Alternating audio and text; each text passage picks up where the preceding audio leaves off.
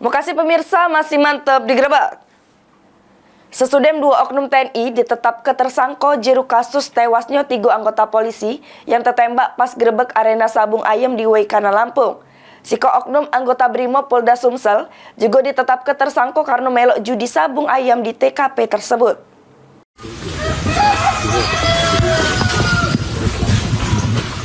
Aibtu Kapri Sucipto, oknum anggota Brimo Polda Sumsel, jadi tersangka karena melok main judi sabung ayam pas penggerebekan yang newas ketiga anggota polisi di Waikana, Lampung. Hal tersebut diungkap ke Kapolda Lampung pas rilis penetapan kedua oknum anggota TNI bernama Kopka Basar Samopel Lubis jadi tersangka. Jeru kasus tewasnya 3 anggota polisi pas penggerebekan arena judi sabung ayam tersebut. Namun, pas Kapolda Sumsel dimintai keterangan terkait hal tersebut, dirinya cuma berkomentar terus berkoordinasi jeru penanganan kasusnya. Terkait sanksi yang bakal diinjak pada oknum Brimob itu, Kapolda nyarankan untuk bertanya pada penyidik.